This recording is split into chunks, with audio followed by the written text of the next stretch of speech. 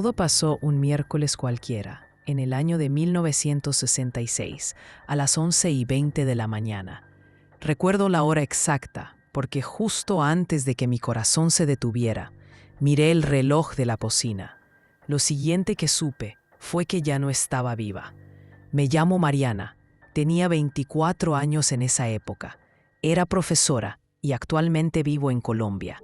No soy medium, no soy vidente, no tengo nada especial, pero lo que viví ese día, durante los 3 minutos en los que estuve clínicamente muerta, cambió por completo lo que entiendo por vida y sobre todo, lo que ahora sé sobre los muertos.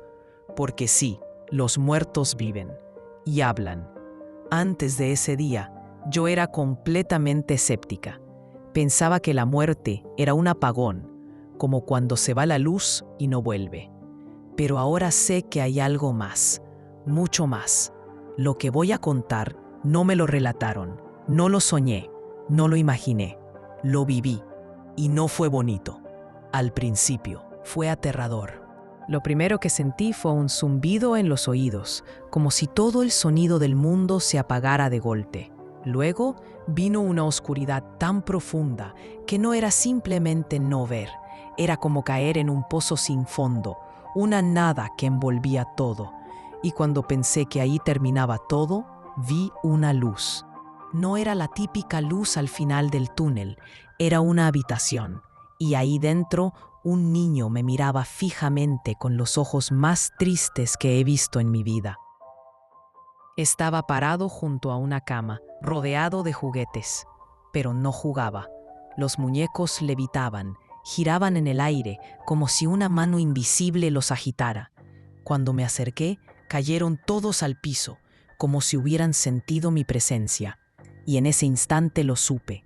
Ese niño no estaba vivo, y esa habitación tampoco era parte del mundo que conocemos. No sé cómo lo supe, pero lo entendí de inmediato.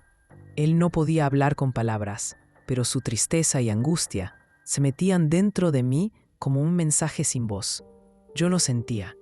Era como si me dijera, ayúdame, no sé dónde estoy, no sé cómo salir. Y ahí comprendí algo. Los muertos, cuando aún no han cruzado del todo, viven en un eco, en una especie de reflejo de lo que fue su mundo. Caminan entre lo que dejaron atrás. Repiten los mismos pasos. Se aferran a objetos, a recuerdos, a dolores, como si fueran lo único que les queda. Y sí, hablan, pero no con la boca, hablan con el alma. Eso fue solo el comienzo. Lo que vi después, lo que escuché, todavía me cuesta procesarlo. Después de ver al niño, sentí que algo me jalaba, como si mi cuerpo o lo que fuera que yo era en ese momento, se moviera solo. No caminaba, flotaba, atravesaba paredes, puertas, espacios como si lo físico ya no tuviera importancia.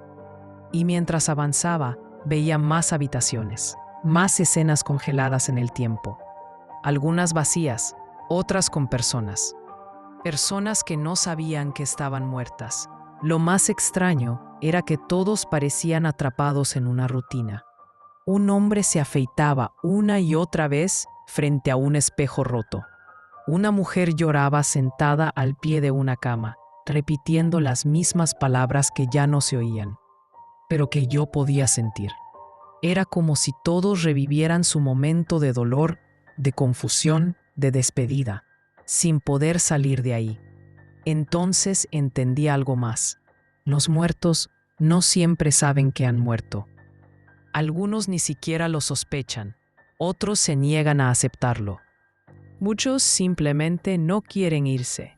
Se aferran a un lugar, a una persona, a una culpa, a un deseo inconcluso. No es como lo pintan, que uno muere y ya. No. Algunos se quedan por decisión, otros por miedo. Y muchos, porque no tienen idea de que ya no pertenecen aquí.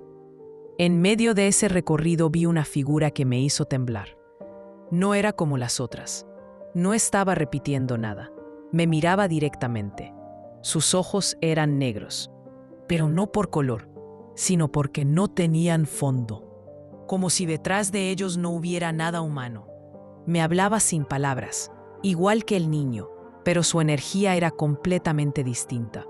Era pesada, asfixiante, como si se pegara a mi piel, aunque ya no tuviera piel. Esa entidad no era una persona, era algo más, un bajo astral. Así lo entendí después.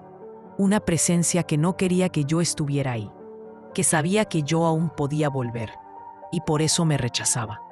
Me gruñía, me empujaba con una fuerza invisible. Quiso arrancarme algo de adentro, y en ese momento entendí el miedo puro, el miedo sin cuerpo, el miedo más allá de los sentidos. Entonces escuché una voz. No era humana, era algo cálido, profundo, como si resonara desde adentro de mí. Me decía que no debía tener miedo, que aún no era mi hora, que tenía que ver, sí, pero no quedarme. Y al instante, como si alguien hubiese prendido un interruptor, todo cambió. La oscuridad se volvió claridad. El aire dejó de pesar. Y me encontré en un espacio completamente blanco. No era una habitación, no era cielo, no era tierra, era calma, como si todo lo malo se hubiera evaporado. Allí, esperándome, estaban ellos. Y cuando digo ellos, me refiero a seres que no caminan, no hablan, no gesticulan como nosotros, pero que se sienten más vivos que cualquier ser humano que haya conocido. Irradian paz, comprensión, una especie de amor que no tiene nada que ver con lo terrenal. No tienen forma definida, pero tampoco son invisibles. Son luz, no luz como la de una lámpara o el sol. Una luz que se siente, no que se ve. Uno de ellos se acercó, o al menos eso sentí. Y sin decir nada, me mostró imágenes, como si me hablara con recuerdos, pero no eran míos, eran de otras personas, de otros muertos.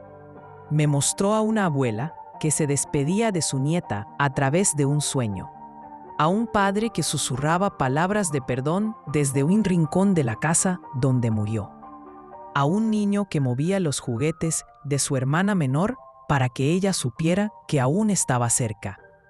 Y entonces lo entendí. Sí, viven los muertos. No todos, pero muchos de ellos viven en los márgenes, en los intersticios, en los recuerdos vivos de quienes los amaron, en las rutinas no cerradas, en los objetos, en los aromas, en lo que dejaron a medias. Y sí, hablan.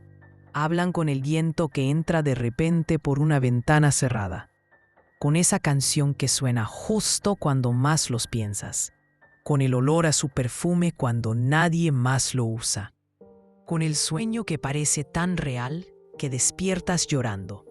Ese es su lenguaje. Y si sabes escuchar, si estás en silencio, a veces logras oírlos. En ese espacio blanco lo supe con certeza. No estaba soñando, no era un invento de mi mente. Lo que vivía era tan real como cualquier otra cosa. Y entonces sentí que debía hacer algo que no entendía del todo, pero que me nacía desde lo más profundo. Tenía que ayudar a ese niño, al primero que vi. Él no hablaba, pero su silencio gritaba, y yo no sabía cómo hacerlo. No sabía cómo ayudarlo a salir, si es que eso era posible. Pero esa presencia, ese ser de luz, me mostró algo más. Me mostró una escena, el niño, encerrado en una habitación de madera, junto al cuerpo de una mujer, su madre, ambos olvidados, perdidos en el tiempo. Nadie los había encontrado, nadie les había dicho adiós. Entonces entendí su mensaje. Solo quería ser visto, solo quería ser encontrado, solo quería que alguien supiera que estuvo ahí. En ese instante sentí una presión en el pecho, como si algo me estuviera jalando de nuevo hacia otro lado, como si el tiempo se acabara, como si estuviera cruzando una frontera invisible. Y antes de irme, antes de que todo se deshiciera en blanco, escuché una frase clarísima. Diles que estamos aquí, que no se olviden. Y entonces volví. Cuando abrí los ojos, estaba en el suelo de mi cocina. Sentía el cuerpo como si no fuera mío, una mezcla de vacío y peso, como si hubiera vuelto a algo que ya no me pertenecía del todo. Había vómito seco junto a mí y el reloj marcaba exactamente las 11:26. Solo habían pasado 3 minutos. 3 minutos. Pero allá sentí que estuve horas. Me arrastré hasta el teléfono y llamé a mi hermana. No le conté todo. ¿Cómo lo iba a hacer? Solo le dije que no me sentía bien. Me llevó al hospital. Me hicieron exámenes, monitoreos, análisis de todo tipo. Nada, absolutamente nada. Según los médicos, no pasó nada grave. Un desmayo, dijeron. Estrés, quizás. Pero yo sabía la verdad. Yo sabía que había muerto, aunque fuera solo por unos minutos.